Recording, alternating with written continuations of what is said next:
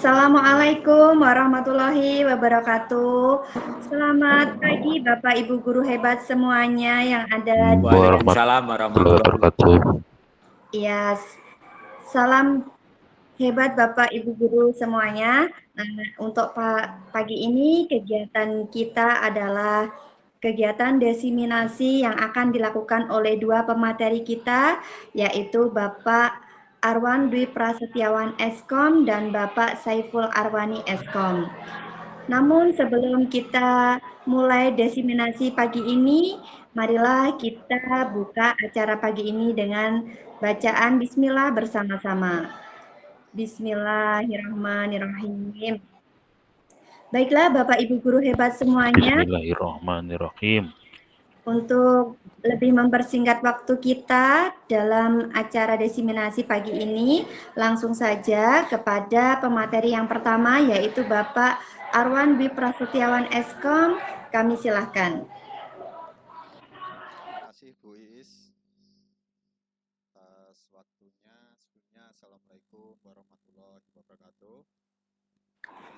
Waalaikumsalam warahmatullahi wabarakatuh. Waalaikumsalam warahmatullahi wabarakatuh.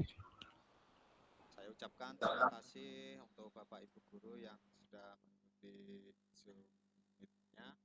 Dikarenakan banyak juga tugas yang dilaksanakan di sekolahan. Hari ini saya ingin menyampaikan beberapa hal berkaitan dengan aksi nyata saya dan Pak Saiful berkaitan dengan desiminasi budaya positif. Untuk itu nanti barangkali Bapak Ibu ada yang ditanyakan ataupun ada penambahan, mohon untuk raise hand ataupun menuliskan di kolom komentar gitu ya Bapak Ibu. Izin untuk share screen Bapak Ibu.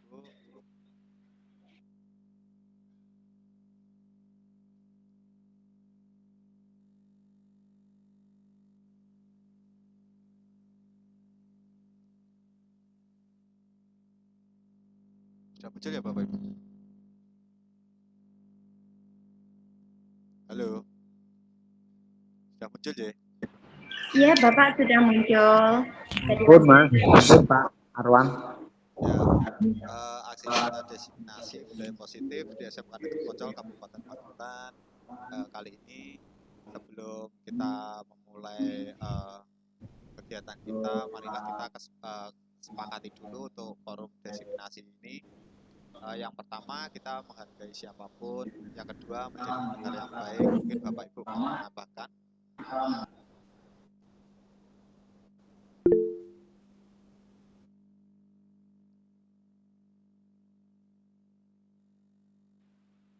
Ya. Pak Lamin angkat tangan. Ya, terima kasih Pak Arwan. Jadi silakan Pak Lamin untuk menambahkan kesepakatan untuk forum desiminasi kali ini. Disiplin waktu, Pak.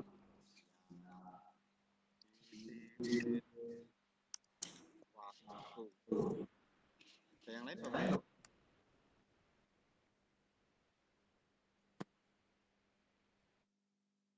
Kita santai mawon deh. Ada yang lain mau ditambahkan? Atau sudah cukup?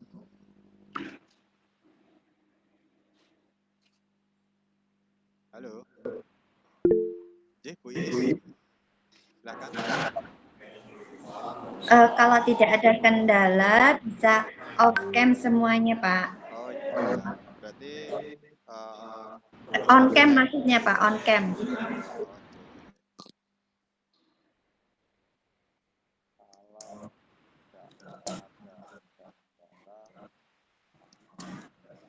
Mungkin untuk Bapak Ibu yang saat ini masih mengajar ataupun ada kegiatan yang lain juga diperbolehkan off cam, J.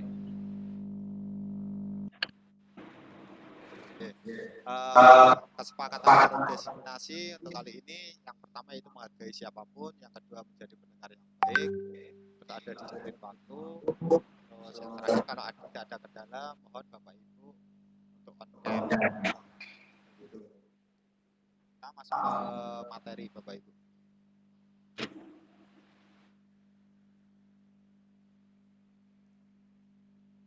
Bapak Ibu, budaya positif, peran kita dalam menciptakan suatu budaya positif di lingkungan sekolah atas atau mahasiswa sebagai guru yang baik. Saya harus memiliki kemampuan mewujudkan budaya positif di sekolah. Nah, budaya positif itu apa saja sih? Yang pertama ada disiplin positif, ada motivasi perilaku manusia, ada posisi kontrol guru, ada kebutuhan manusia, keyakinan kelas, serta segitiga restitusi Bapak Ibu. Yang nanti keenam materi ini akan kita sampaikan dengan Pak Saiful. Selanjut untuk budaya positif, di sini ada disiplin positif. Disiplin positif ini merupakan pendekatan dalam penerapan disiplin dengan membangun kesadaran akan tanggung jawab dalam diri murid tanpa hukuman dan hadiah berdasarkan nilai-nilai kebajikan. Penerapan disiplin positif bertujuan untuk menanamkan motivasi intrinsik dalam diri murid. Nah, disiplin positif lebih ke arah disiplin diri yang dapat mengontrol diri dalam melakukan segala tindakan. Disiplin diri dapat membuat murid memahami dan menyadari berdasarkan motivasi internal, bukan akibat suatu paksaan, ujian, ataupun hukuman. Nah, ini Bapak Ibu berkaitan dengan disiplin positif.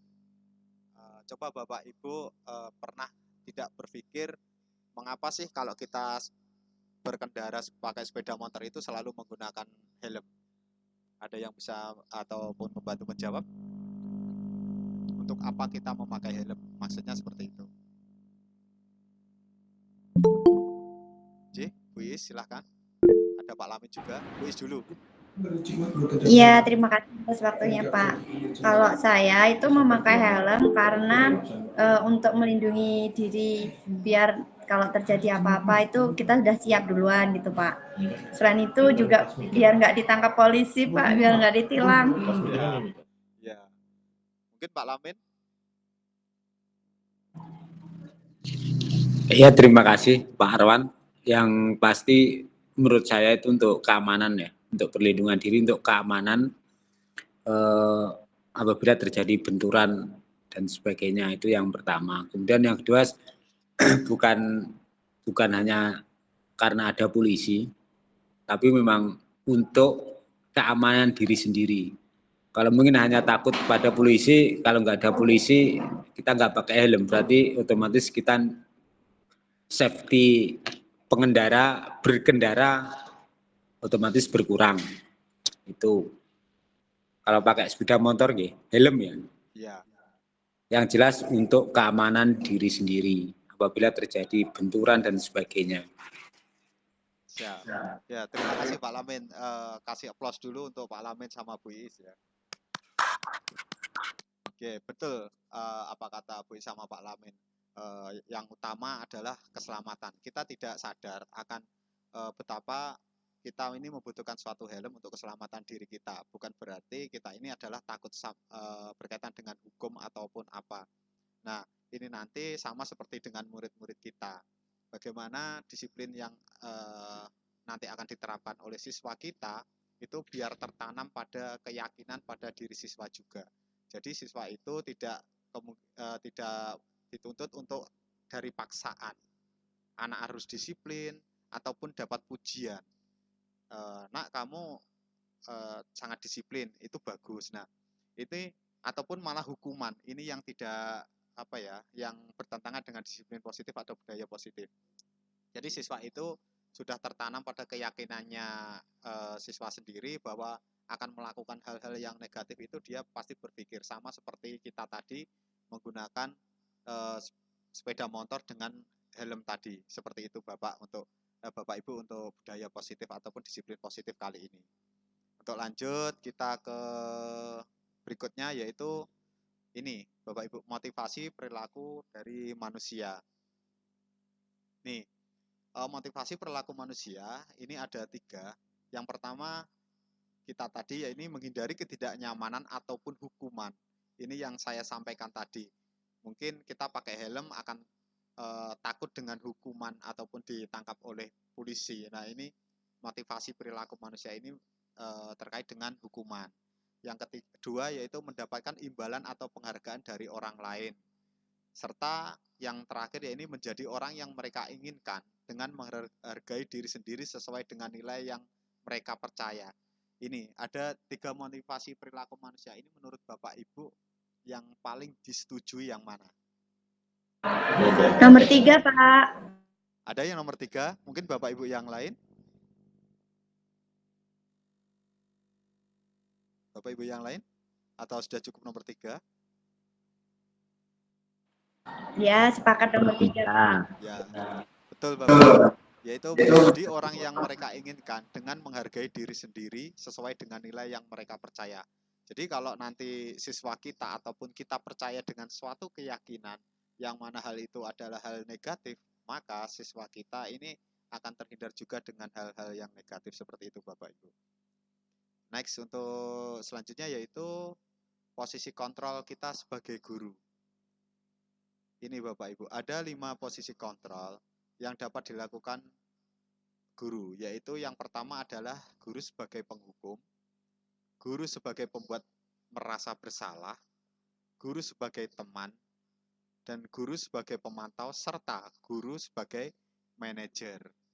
Ini adalah posisi kontrol kita kalau kita menjadi guru, yang mana kita nanti akan menentukan posisi kita dan yang baik untuk kita di hadapan peserta didik kita. Ini Bapak Ibu Guru. Bentar.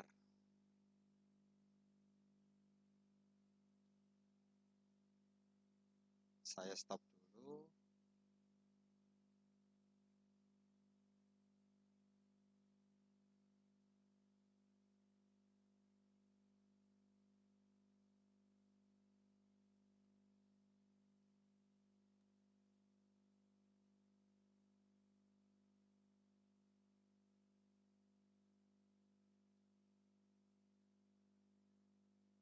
Kelihatan ya Bapak Ibu Guru?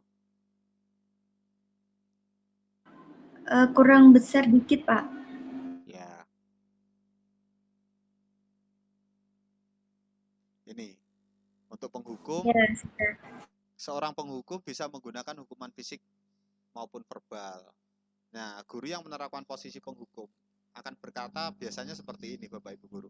Patuhi aturan saya atau awas. Nah, kata awas ini biasanya digunakan untuk seorang guru yang posisinya sebagai penghukum. Kamu selalu saja salah seperti itu. Pasti selalu yang terakhir selesai. Ini hindari kata-kata seperti ini Bapak Ibu Guru kalau memang Bapak Ibu Guru tidak seperti seorang penghukum seperti itu. Untuk membuat merasa bersalah, biasanya posisi ini akan bersuara lebih lembut. Pembuat rasa bersalah akan menggunakan keheningan yang membuat orang lain merasa tidak nyaman. Contoh, ibu atau bapak sangat kecewa sekali dengan kamu nak, seperti itu. Berapa kali bapak harus memberitahu kamu ya? Gimana coba kalau orang tua kamu tahu kamu berbuat begini? Nah, di posisi ini Bapak Ibu Guru, murid akan memiliki penilaian diri yang buruk tentang diri mereka. Nah, hal ini juga nanti yang akan dibawa oleh murid ke depannya. Jadi rasa trauma akan dibawa oleh murid. Kalau kita menjadi seorang guru dengan posisi membuat merasa bersalah, seperti itu. Untuk teman, posisi guru ini tidak akan menyakiti murid, namun akan tetap berupaya mengontrol murid melalui persuasi. Posisi teman adalah guru yang bisa negatif ataupun positif. Positif di sini berupa hubungan baik yang terjalin antara guru dan murid. Guru di posisi teman menggunakan hubungan baik dan humor untuk mempengaruhi seseorang. Biasanya seperti ini kata-katanya, ayo bantulah Bapak demi Bapak ya. Ayo ingat tidak bantuan Bapak selama ini. Ya sudah, kali ini tidak apa-apa. Nanti Ibu bantu bereskan. Hal seperti itu. Hal negatif dari posisi teman, kontrol sebagai teman adalah bila suatu saat guru tersebut tidak membantu, maka murid akan kecewa dan berkata, saya pikir Bapak atau Ibu guru teman saya. Seperti itu. Mungkin di lain sisi juga kalau kita sebagai kontrol sebagai teman seperti ini Bapak Ibu, ini biasanya kasus yang terjadi itu anak itu secara tidak langsung menganggap kita sebagai teman, itu biasanya kesopanannya anak ini terhadap kita akan berkurang, atau marwah kita sebagai bapak ibu guru itu pasti berkurang di mata siswa, seperti itu. Lanjut untuk pemantau. Memantau berarti mengawasi. Pada saat kita mengawasi, kita bertanggung jawab atas perilaku orang-orang yang kita awasi. Posisi pemantau berdasarkan pada peraturan-peraturan dan konsekuensi. Biasanya pertanyaan yang diajukan oleh seorang pemantau adalah peraturannya apa? Apa yang telah kamu lakukan? Sanksi atau konsekuensinya apa? Seperti itu Bapak Ibu Guru. Yang terakhir adalah sebagai seorang manajer. Posisi manajer ini posisi di mana guru berbuat sesuatu bersama dengan murid. Mempersilahkan murid bertanggung jawab perilakunya dengan sendirinya, mendukung murid agar dapat menemukan solusi atas permasalahannya sendiri. Nah, itu Bapak Ibu untuk beberapa posisi kontrol. Ini menurut Bapak Ibu sendiri, yang sebagai guru, posisi mana sih yang istilahnya pas untuk panjenengan semua? Silakan, mungkin ada yang mau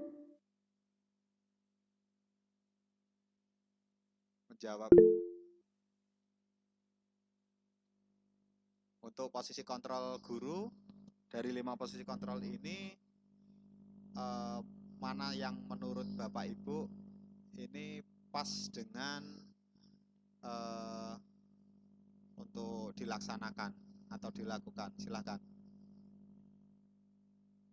Atau mungkin melalui chat, Resen Pak Lamin, silakan. Ya, terima kasih Pak Arwan.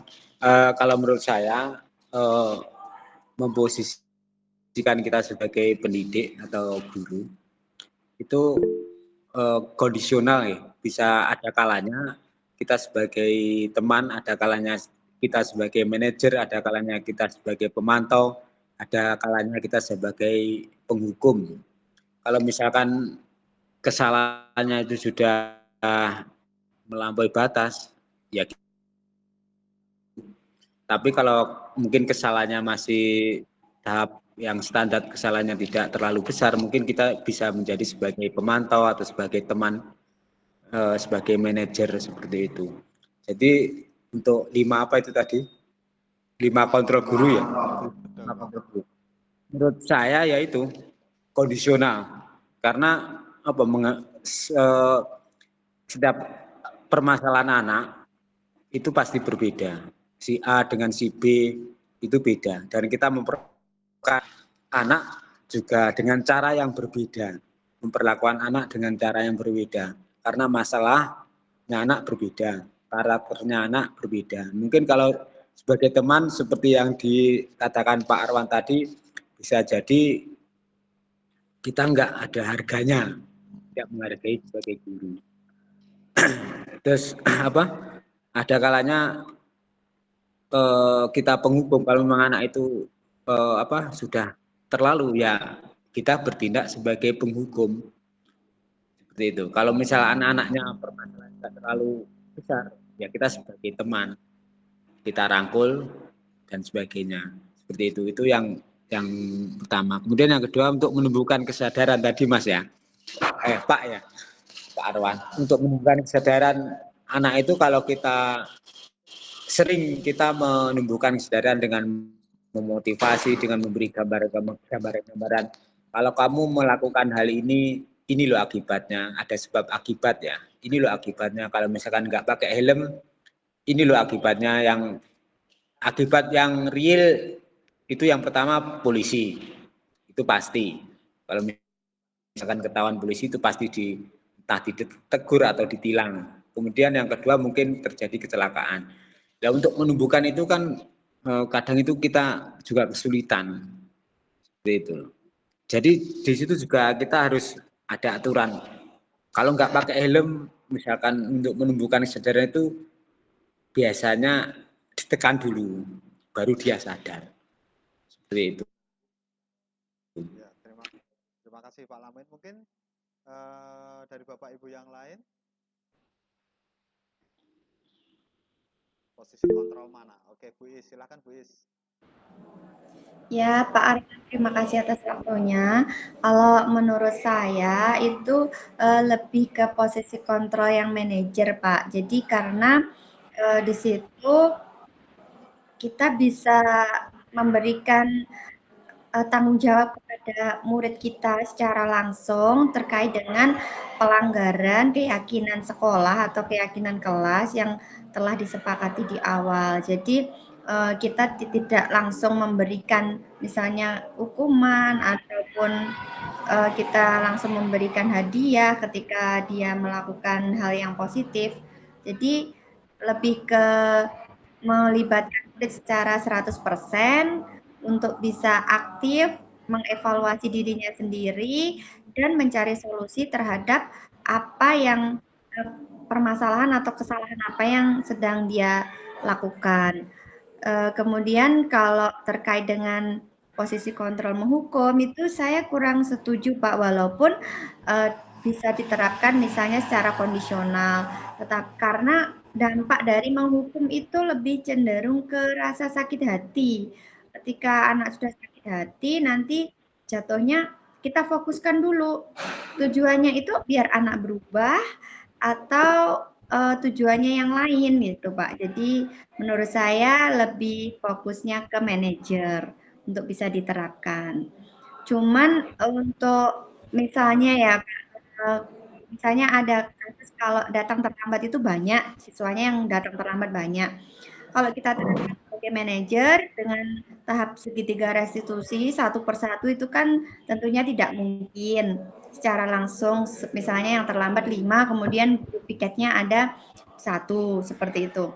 Jadi alternatifnya yaitu kita perlu kolaborasi dengan seluruh warga sekolah atau Bapak Ibu guru di sekolah supaya dalam penanganannya itu kita satu kata Pak. Jadi jangan satunya menerapkan manajer, satunya itu menerapkan hukuman. Jadi nanti akan ada kecemburuan sosial dari anak. Itu sama Bu Iis, saya diajak begini, saya diajak mencari masalah saya diajak mencari solusi, tapi sama Pak Boni itu saya udah disuruh guling-guling lapangan dengan buka baju gitu Pak. Jadi ada kolaborasi antar guru gitu menurut saya Pak. Terima kasih. Ya, terima kasih atas jawabannya dari Pak Lamin dengan Bu Is. Betul, Bapak. Bisa nambah lagi Pak Ya, Arwan. silakan Pak. Oh ya Pak, ini Pak, kalau apa namanya, kalau nggak ada sanksi, misalkan melakukan pelanggaran kecil ya, misalkan terlambat, terus kita hanya di data misalkan kamu terlambat sudah berapa sekian kali misalkan, kalau nggak ada sanksi, justru anak-anak itu menyepelekan kita. Wong saya terlambat sudah 5 kali nggak ada sanksi apa-apa kok, besok diulangi lagi, seperti itu loh. Dan sanksi itu saya kira sangat perlu sebagai penghukum itu memposisikan guru sebagai penghukum itu ya paling enggak berapa persen ya 30% lah sebagai penghukum menurut saya seperti walaupun memang sangat apa tadi untuk dominannya di manajer tadi tapi posisi penghukum itu saya kasih 30% lah karena sangat penting sanksi itu ngasih sanksi kalau nggak ada sanksi anak-anak menyepelekan dikasih sanksi aja masih menyepelekan apalagi enggak gitu loh.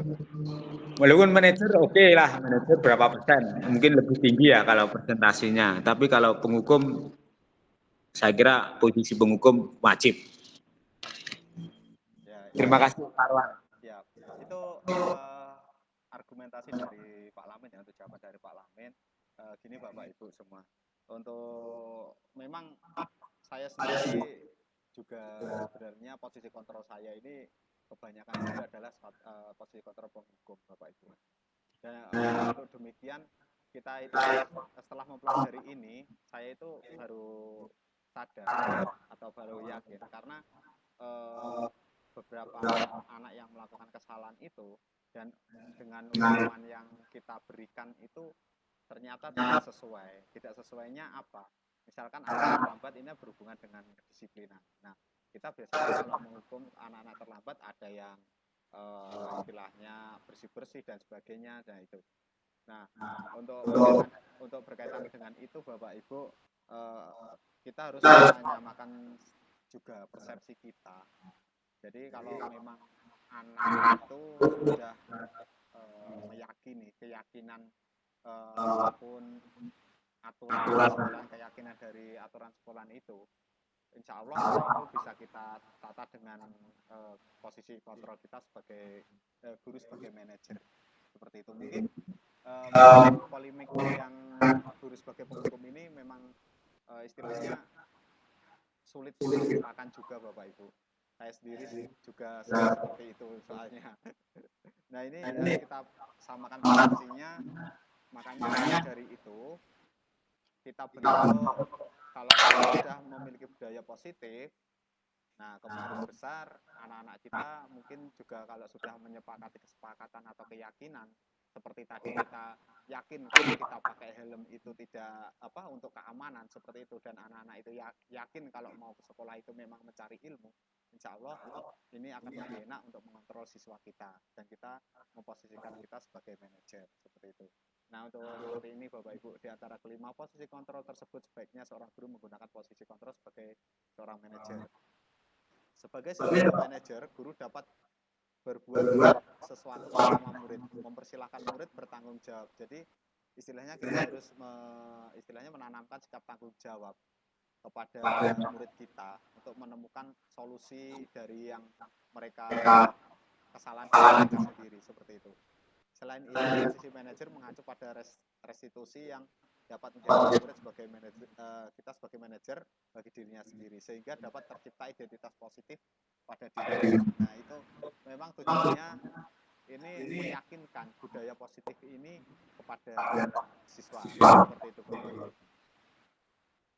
Untuk selanjutnya, untuk budaya positif kita yaitu kebutuhan dasar dari suatu manusia. Jadi kebutuhan dasar manusia itu ada, yang pertama ada bertahan hidup, kasih sayang dan rasa diterima, penguasaan, kebebasan dan kesenangan. Jadi kebutuhan dasar ini kita nanti akan mengetahui anak ini memang membutuhkan apa sih, seperti itu. Kita juga sendiri kalau bisa menentukan masalah dari si anak, nanti kita akan bisa menemukan solusinya.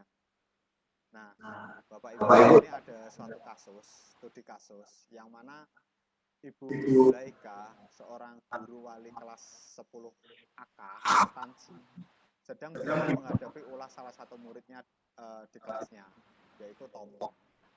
Beberapa anak kelompok menuduh Tommy yang seringkali meminta bekal makan siang mereka dengan paksaan. Jika Anda menghadapi situasi seperti Ibu Zulaika, apa yang Anda lakukan? Dan menurut Anda, kira-kira apa sih alasan Tommy melakukan itu? Silakan Ibu untuk melihat sejenak. Di sini ada studi kasus, dan bagaimana mungkin nanti saya minta ada beberapa guru untuk ini mempresentasikan ataupun memberi jawaban dari studi kasus di sini.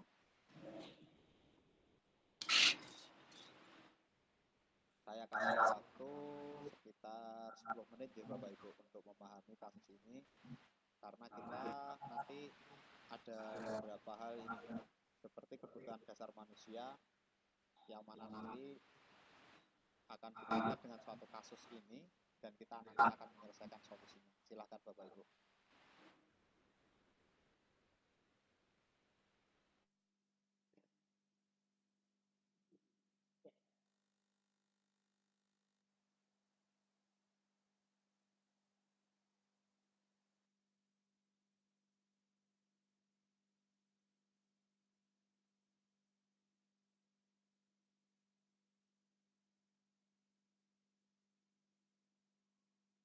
Bu Zulaika, saya ulangi kasusnya, adalah guru wali kelas 10 AK, sedang bingung menghadapi ulah salah satu murid di kelasnya, yaitu Tommy.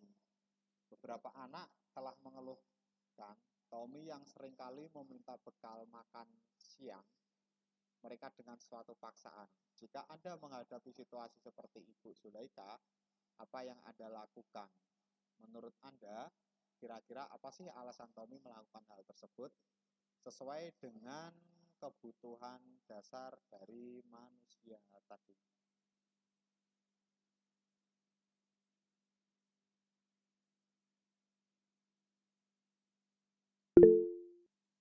Itu ya Pak Saiful. Nanti Pak Saiful ya, bentar sambil menunggu teman-teman juga.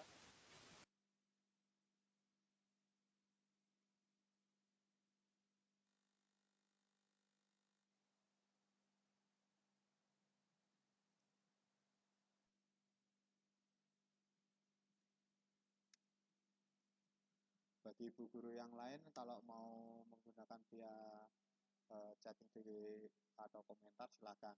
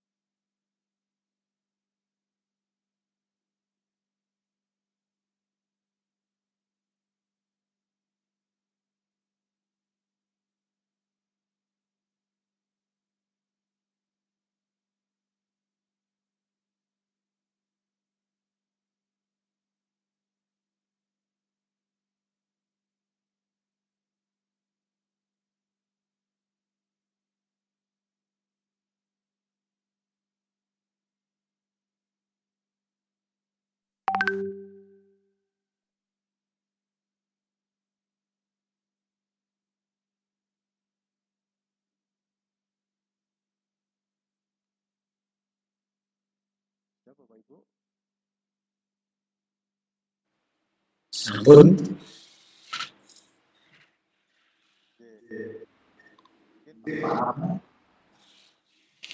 Ya, untuk tadi atas nama Tommy ya. Tommy melakukan meminta dengan cara paksa bekal teman yang lain. Seperti itu ya Mas. Mungkin itu karena dia ingin kebutuhan dasarnya ingin mempertahankan hidup ya, karena perutnya kosong dan lapar. Ya mungkin sebagai wali kelas ya, ini wali kelas yang harus ini ya, bisa memanggil anaknya atau Tommy yang melakukan pemaksaan tadi. Ini pentingnya untuk mengetahui atau menelusuri karakter anak mulai dari awal kelas 10. Ini pentingnya seperti itu. Jadi mungkin dari segi ekonomi apakah dia anaknya mohon maaf kurang mampu atau memang mampu atau memang karakter anaknya seperti itu. Kalau memang dia kurang mampu, mungkin orang tua tidak bisa memberi bekal. Mungkin di rumah tidak sarapan karena orang tua tidak ngasih bekal, tanda kutip, tidak mau memberi bekal, atau memang kurang mampu sehingga tidak bisa memberi bekal. Seperti itu ada dua Mas. Tidak mau atau tidak mampu memberi bekal. Itu harus diketahui sejak awal seperti itu. Atau mungkin karakter anaknya memang seperti itu. Mungkin ada kelainan apa, nggak tahu namanya. Itu yang pertama. Kemudian ini tambah sedikit Mas tentang kesadaran tadi. Mohon maaf ya. Misalkan ada anak yang terlambat. Coba ini untuk pemikiran saya, ya.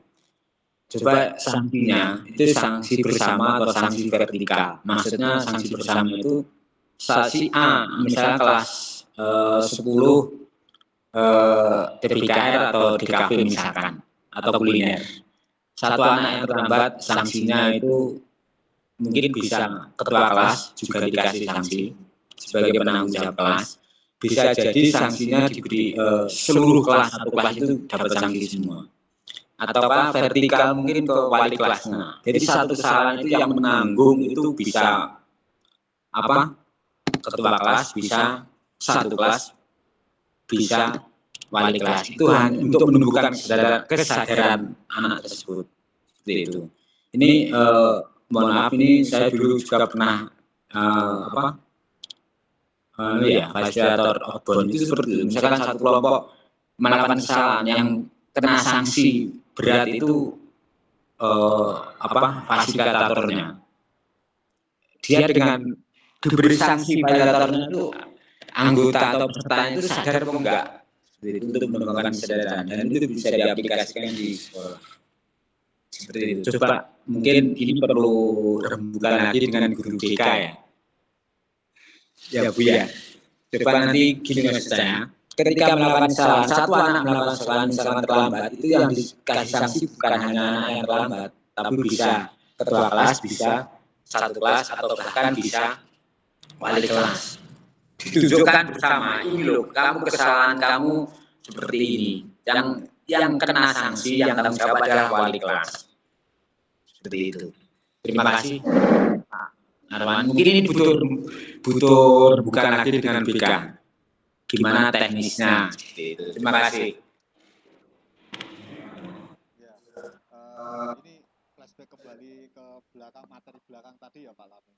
Iya, yang pertama tentang ekonomi tadi. Yang pertama karena karakter anaknya memang seperti itu, atau karena orang tua tidak mau memberi bekal karena kesibukan atau orangnya kurang sadar. Yang ketiga karena mungkin ekonomi dari segi ekonomi tidak mampu memberi bekal. Seperti itu. Ada tiga Mas. Yang Tommy tadi. Yang kedua flashback kesadaran tadi. Ya, nanti kita bahas di akhir sesi ya Pak. Nanti di akhir sesi. Oh iya. Untuk diskusi juga. Ini berhubungan seperti itu ada Bu Is juga, nanti ya kita ngobrol berkaitan. Oke, untuk jawaban dari Pak Lamin sendiri untuk berkaitan dengan studi kasus dari tadi, Pak Lamin ini ya dasar dari yang ditentukan adalah bertahan hidup itu ya Pak. Karena ini lapar, karena Tommy ini istilahnya sekali meminta bekal makanan siang mereka dengan teman-temannya seperti itu ya Pak Lamin ya. Ya. Memang betul di sini ada kata-kata yang menunjukkan bahwa sering minta bekal makan siang. Kalau Tommy ini meminta bekal makan siang, otomatis Tommy ini kan pasti lapar. Dia ingin makan seperti itu. Jadi kebutuhan hidup Tommy salah satunya itu adalah bertahan hidup. Nah, ada Bapak Ibu. Mungkin Bapak Ibu yang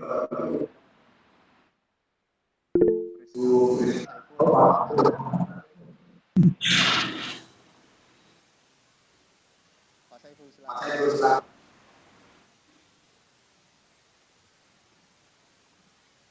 Halo cek.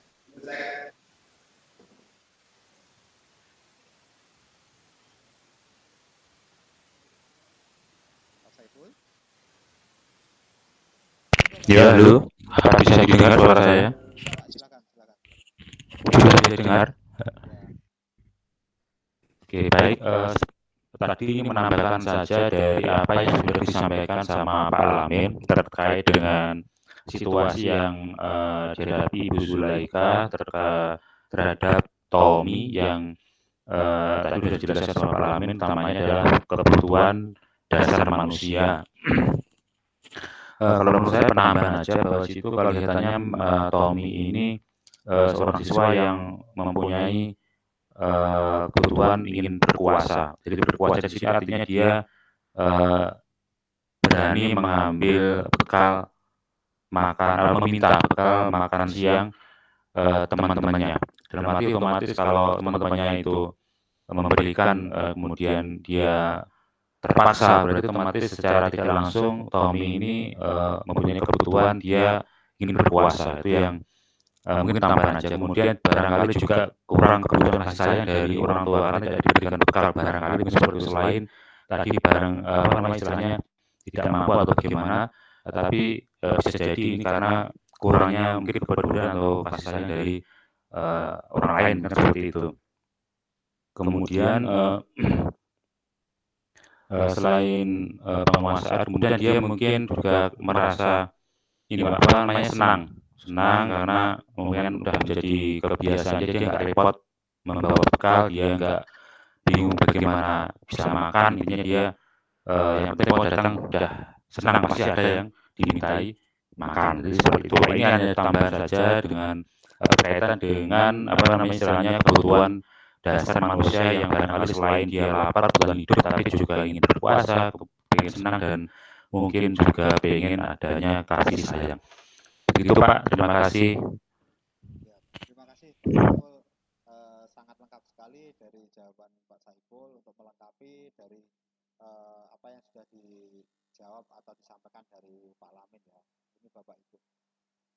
Ini alasan Tommy ini sebenarnya memiliki beberapa alasan. Alasan Tommy ini yang pertama karena beliau ini adalah lapar dan orang tuanya tidak membawakan bekal makan siang. Maka kebutuhan dasar yang sedang berusaha dipenuhi oleh Tommy adalah kebutuhan dasar untuk bertahan hidup. Ini yang dijawab dari Pak Lamin tadi atau survival. Nah, untuk alasan yang kedua, ini Bapak Ibu, karena dia merasa senang temannya jadi memperhatikan beliau. Ketika temannya melaporkan tindakannya itu pada gurunya dan gurunya memberitahu orang tuanya, sehingga orang tuanya jadi memperhatikan dia. Maka kebutuhan dasar yang sedang dipenuhi Tommy adalah kebutuhan akan kasih sayang dan rasa terima kasih. Ini si Tommy ini memang ingin apa ya? Kalau kita caper ya, kalau kita istilahnya kita istilahkan itu. Jadi Tommy ini ingin caper kepada orang tuanya, biar orang tuanya ini memberikan kasih sayang yang lebih dari itu. Untuk alasan yang ketiga, ini adalah karena temannya jadi takut dengan dia dan menuruti segala keinginan. Maka sebetulnya Tommy sedang berusaha memenuhi kebutuhan dasarnya adalah kekuasaan. Karena mungkin saja Tommy ini memiliki tubuh yang besar, tubuh yang galak seperti itu, sehingga setiap hari di persoalan tadi ada kata-kata setiap hari itu Tommy ingin istilahnya Tommy meminta bekal gitu. Jadi Tommy ini menurut kebutuhan dasarnya yaitu memiliki kekuasaan, sehingga dengan kekuasaannya tersebut si Tommy ini sering meminta bekal dari teman-temannya. Ini alasan Tommy yang keempat, karena dia merasa bosan dengan bekal makanan yang dibawakan oleh ibunya. Mungkin saja bekal yang dibawakan oleh ibunya itu saja dari rumah, karena ibunya selalu membawakan bekal yang sama. Oleh karena itu dia ingin mencoba makanan teman-temannya yang beraneka ragam. Maka Tommy kalau memposisikan di sini yaitu memenuhi kebutuhannya akan kebebasan. Dan alasan yang kelima Bapak Ibu, karena ia melakukannya karena iseng saja dan ia menikmati ekspresi wajah teman-temannya yang kesal. Mungkin dengan hal tersebut si Tommy ini kalau kita mengatakan ini anak yang usil seperti itu. Karena diambil makanannya dan menurut dia ekspresi teman-temannya itu lucu. Maka berarti Tommy sedang berusaha memenuhi kebutuhan hidupnya akan kesenangan. Mungkin kalau Tommy ini melihat teman-temannya yang istilahnya dimintai makan makanan itu kesal, sehingga menurut dia teman-temannya itu wajahnya lucu. Begitu Bapak Ibu. Untuk sesi yang terakhir, kebutuhan dasar manusia serta posisi kontrol guru dan motivasi manusia ini sudah sampai di sini Bapak Ibu. Mungkin ada beberapa kasus ataupun mungkin ada yang mau didiskusikan, silakan Bapak Ibu. Tadi terkait juga dari Bapak Lamin yang tadi kembali lagi ke ke posisi kontrol guru tadi Bapak Ibu. Posisi kontrol guru tadi di Bapak Lamin ini di sekolah kita sendiri sering terjadi anak yang terlambat. Nah, bagaimana sih kita sebagai Bapak Ibu guru, posisi kontrol guru kita. Jadi dari usulan dari Bapak Lamin ini istilahnya kebersamaan. Jadi anak yang kelas 10, misalkan 10 DKP ataupun kelas 10 yang lain itu satu kelas itu ada yang terlambat, maka satu kelas tersebut bisa mendapatkan sanksi yang sama. Ataupun bahkan wali kelas juga yang dapat teguran agar semuanya ikut bertanggung jawab. Seperti itu Bapak Ibu guru. Ini adalah salah satu kasus yang sering kita hadapi Bapak Ibu. Mungkin dari Bapak Ibu yang lain ada istilahnya penambahan ataupun kita diskusikan dari kasus ini. Silakan. Mungkin dari Bu Iis, dari selaku guru BK sendiri, kalau kita mendapatkan kasus seperti itu, gimana Bu Iis untuk penanganannya? Atau saya sendiri, gimana Bu Iis? Iya Pak Arman. Di sini kalau sesuai versi saya di BK itu ya Pak ya. Jadi sebenarnya kalau di BK itu ada beberapa kesalahpahaman di dalam BK. BK itu dianggap sebagai posisi polisi sekolah, itu sebenarnya tidak betul Pak. Jadi kalau BK itu sebenarnya penanganannya lebih ke layanan. Jadi ketika ada anak yang datang terlambat, kemudian sudah ditangani oleh tim tatip atau tim piket. Nah itu ketika misalnya tadi tim piketnya baik tim piket mendapat info, oh anak itu ternyata setiap hari berdasar data dia datang terlambat terus karena dia tinggal sendirian, orang tuanya itu broken home, kemudian tidak mengurus dia akhirnya tinggal sama kakeknya sudah meninggal, jadi akhirnya sendirian. Nah itu baru diantar ke BK nih Pak ya. Kalau penanganan di BK seperti itu, jadi anak itu akan kita treatment Pak. Jadi masalahnya itu mulai dari akarnya si anak itu kenapa seperti itu, kemudian nanti kita praktek yang pertama konseling individual ataupun kalau terjadi lebih dari satu anak itu konseling kelompok itu bisa Pak. Jadi nanti kalau satu kali praktek itu belum berhasil, belum menunjukkan adanya perubahan secara behavior, itu akan kita lanjut ke praktek sesi yang kedua sampai anak itu menunjukkan adanya perubahan. Jadi kalau BK itu sebenarnya lebih ke layanan Pak. Jadi kalau untuk penanganan itu lebih fokusnya ke tadi tahap segitiga restitusi itu hampir sama dengan konseling. Cuman bedanya kalau di konseling tekniknya itu ada sesuai dengan permasalahan masing-masing, ada teknik behavior, kemudian ada teknik mirror, ada teknik counseling of center. Jadi tergantung permasalahannya. Jadi kalau dari BK itu tetap Pak, yang namanya hukuman itu harus semaksimal mungkin dihilangkan.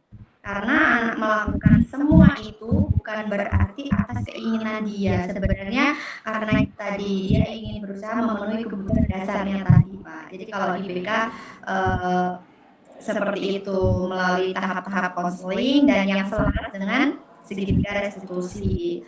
Kalaupun tadi diterapkan hukuman satu kelas ditanggung satu kelas ya Pak, itu juga istilahnya tidak bisa menjamin anak itu bisa terlepas dari masalahnya. Yang ada justru nanti anak itu akan dibenci oleh teman-teman sekelasnya bahwa karena itu loh, karena dia selalu berbuat kesalahan jadi kena hukuman, jadi bisa jadi dia akan dikucilkan oleh temannya.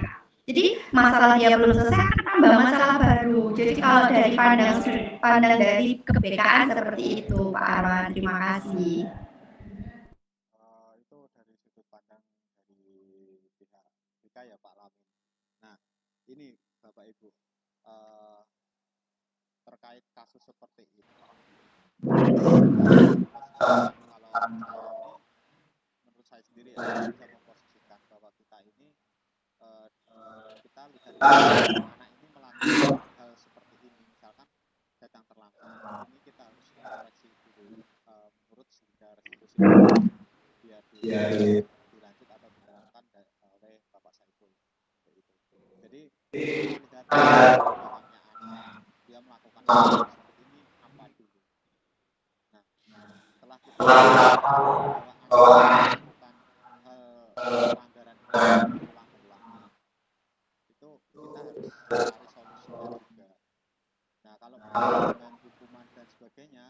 ini kita juga harus sepakati dulu dengan anak-anak, yaitu membuat keyakinan kelas. Jadi istilahnya kita membuat aturan, tidak dari satu pihak, tapi harus dari belah pihak juga. Kita membuat aturan dengan anak-anak, kita kesepakati bersama, kita yakini bersama, nanti ada yang istilahnya anak yang disiplin, baru kita tahu dulu bagaimana sih anak itu kok tidak disiplin, apa penyebabnya. Kalau berulang-ulang ya kita terapkan sanksi dari keyakinan kelas ataupun keyakinan sekolah yang kita buat dengan anak-anak tersebut. Maka anak-anak akan tahu dengan sendiri bahwa dia yang membuat keyakinan kelas bersama-sama, dia juga mempertanggungjawabkan apa yang sudah dia perbuat. Seperti itu. Kalau anak mengulangi hal yang sama lagi ataupun dengan kita kasih apa istilahnya sanksi dari kelas ini tadi, dengan hal anak tersebut masih dasarnya dia baru bisa berkolaborasi dengan orang seperti itu. Mungkin dari yang lain. Ya. Silakan, Pak. Iya. Ini kan masalah kita bersama, ya. Apa anak-anak yang terlambat ya, itu betul apa yang dikatakan Bu Bika tadi ya. Ini kan intinya menganalisis masalah ini, dianalisis dulu masalahnya apa dan sampai solusi yang relevan itu seperti apa, seperti itu nih. Mungkin saat ini menurut saya solusi yang relevan ya sanksi itu tadi untuk saat ini, dan sanksi itu sebenarnya sifatnya relatif dan kondisional ya. Jadi solusi A untuk saat ini yang relevan solusi A, mungkin sanksi.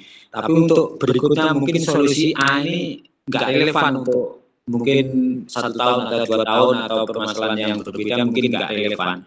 Jadi menganalisis masalah, kemudian solusi yang relevan itu seperti apa. Kalau menurut Bu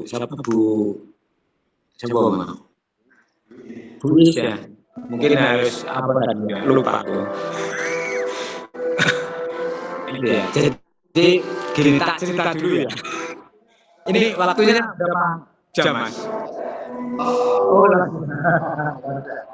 ya, tak cerita dulu ya. Ini simulasi kesadaran ya. Simulasi kesadaran. Dulu ini tak cerita dulu. Dulu saya pernah jadi organisator outbound. Itu saya ikut tim outbound profesional. Waktu outbound itu peserta itu satu kelompok itu ada 15 peserta dan dikasih properti alat ya, alat untuk outbound. Berbagai permainan dikasih properti, 1 hari blok ini properti untuk permainan ini A, B, C dan sebagainya. Dan di akhir endingnya, di akhir itu alat itu tadi dikumpulkan kembali. Misalkan kelompok A hilang satu alat, itu langsung dikasih sanksi. Ya. Dan yang dikasih sanksi bukan ini bukan kelompok tersebut atau fasilitator yang membawa kelompok tersebut, disuruh maju, kemudian yang dikasih sanksi yang fasilitator itu sampai kelompok itu sadar bahwa itu yang melakukan kesalahan, tapi yang dikasih sanksi adalah fasilitatornya, seperti itu. Dan alhamdulillah itu waktu itu solusi yang relevan seperti itu. Mungkin itu nggak relevan untuk saat ini atau untuk diberlakukan sekolah, mungkin nggak relevan seperti itu. Itu sementara itu. Tapi ini perlu diskusi lagi secara ya dengan BK Mbak Bu Is ya. Iya Pak, siap. Ya, itu simulasi loh ya, simulasi waktu itu outbound. Ada namanya di malam terakhir itu ada simulasi kesadaran, yaitu jadi fasilitatornya disuruh push up 100 kali. Yang ngasih sanksi siapa? Yang ngasih sanksi waktu itu trenernya. Trener itu kan di atasnya fasilitator ya, langsung dipanggil, dimarahi, betul-betul dimarahi sampai peserta itu sadar maju ke depan peserta. Ini yang salah bukan fasilitator, yang salah adalah saya, Pak. Jangan dikasih sanksi dan jangan dikasih hukuman fasilitator saya. Sampai menumbuhkan seperti itu, sampai titik nol bahwa dia itu benar-benar yang melakukan kesalahan adalah peserta, bukan fasilitator. Disuruh ucap 100 kali, dihitungnya juga enggak ini, menghitungnya juga enggak cepat-cepat, pelan-pelan sampai dia sadar bahwa itu kesalahan saya. Kenapa? Harus saya seperti itu. Simulasi kesadaran. Terima kasih. Pengalaman dari Pak Lamid ya. Iya, betul Mas. Pengalaman. Dan itu sangat luar biasa pengaruhnya ternyata kan itu perusahaan swasta ya, perusahaan salah satu besar di Sidoarjo waktu itu. Ini bukan bandingkan, cuman ini gambaran pengalaman aja. Berkaitan dengan apapun sanksi yang kita buat, baik itu mau fisik mau tidak, itu dari sanksi yang kita buat ini seharusnya kita bersama dengan anak ini membuat apa ya, keyakinan atau keyakinan sekolah seperti itu, Bapak. Iya, Mas. Jadi kita tidak serta-merta ataupun satu belah pihak saja. Jadi nanti setelah ini mungkin akan disampaikan oleh Pak Saiful berkaitan dengan keyakinan kelas, berkaitan dengan restitusi seperti itu, Pak Lamid. Jadi nanti akan ketahuan seperti apa sih pertanyaannya seperti itu. Nanti akan di materi kelas dan segitiga restitusi. Untuk itu nanti kalau menurut saya beri apapun sanksi, tapi itu sudah kita sepakati dengan anak-anak dan anak-anak ini sudah meyakininya, itu kalau anak melakukan kesalahan berani kok jawab dan itu akan menjadi budaya atau budaya yang positif seperti itu, Bapak. Mungkin nanti kita secara atau beberapa seperti waka bina OSIS dan teman-teman guru yang lain buka sesi secara offline untuk membahas berkaitan dengan istilahnya berkaitan dengan sanksi-sanksi ataupun dari peraturan sekolah yang akan kita terapkan ke peserta didik kita seperti itu, Bapak Ibu. Oke Mas, nanti kalau misalkan offline itu ya. Saya sendiri ini ya apa ya? Itu memang perlu sangat penting sekali. Masih duduk bersama pihak-pihak yang terkait mungkin kesiswaan dan sebagainya. Gitu. Itu memang menurut saya sangat perlu ya, karena simulasi kesadaran memang perlu duduk bersama wali dan ketua dan misalkan ketua kelas dan sebagainya seperti ini loh. Ini cerita lagi ya Mas, nggak apa ya? Dulu waktu dulu saya itu juga di hari pertama itu masuk ruangan bagi kelompok juga membuat seperti ini. Apa kalau di sini namanya apa? Keyakinan kelas ya. Dan waktu itu di outbound itu juga membuat seperti itu, bahkan ditulis di kertas manila yang besar itu, ditulis, kemudian dipresentasikan, ini kelompok ini setuju tidak dan sebagainya. Dan itu ditaati bersama seperti itu. Memang ternyata juga ada yang melakukan kesalahan sekecil apapun, pengaruhnya sangat luar biasa. Dan ini tanggung jawab kita bersama seperti itu. Ya, itu memang perlu duduk bareng untuk simulasi kesadaran ya, simulasi kesadaran.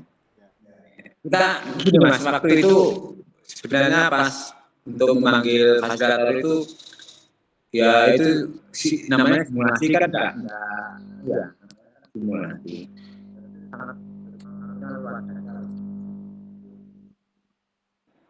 Ya, mungkin itu solusi relevan saat itu, tapi mungkin solusi itu juga nggak bisa dilakukan di sini. Namanya kan solusi yang relevan, dan solusi itu tetap berubah-ubah. Solusi itu enggak tetap solusi A mungkin nggak bisa berlaku di tempat yang lain atau di waktu yang berbeda atau di permasalahan beda, nggak bisa diterapkan. Hanya solusi relevan, solusi yang mendekati saat itu, kan seperti itu.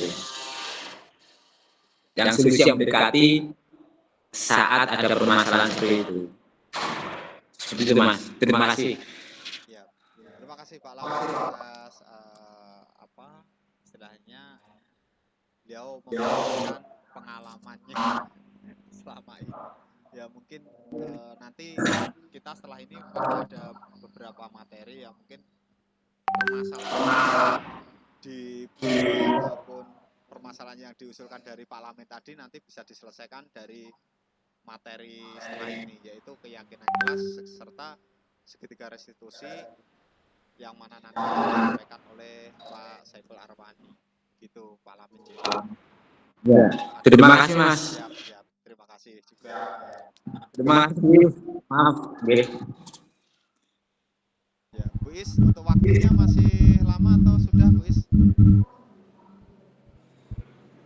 Iya, Pak. Gimana, Pak? Ya. Begitu Bapak Ibu, dari materi yang bisa saya sampaikan. Terima kasih. Bila ada kurangnya saya minta maaf yang sebesar-besarnya. Wabillahi taufiq wal hidayah. Wassalamualaikum warahmatullahi wabarakatuh. Waalaikumsalam warahmatullahi wabarakatuh. Baik semuanya, demikian untuk materi kita diseminasi dengan pemateri yang pertama terkait dengan budaya positif. Luar biasa sekali ya Bapak Ibu. Pak Arwan dalam penyampaian materinya sangat menguasai sekali dan juga sangat menginspirasi dan memberi tambahan wawasan bagi kita semua yang ada di sini.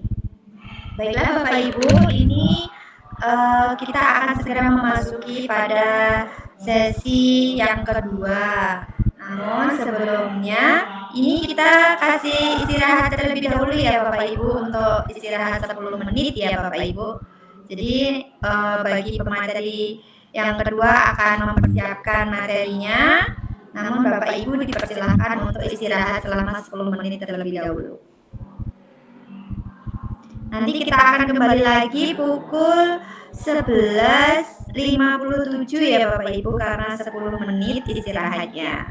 Baiklah Bapak Ibu, selamat beristirahat. Saya akhiri terlebih dahulu untuk diseminasi yang pertama dengan pemateri Bapak Arwan Dwi Prasetyawan Eskom. Terima kasih. Wassalamualaikum warahmatullahi wabarakatuh.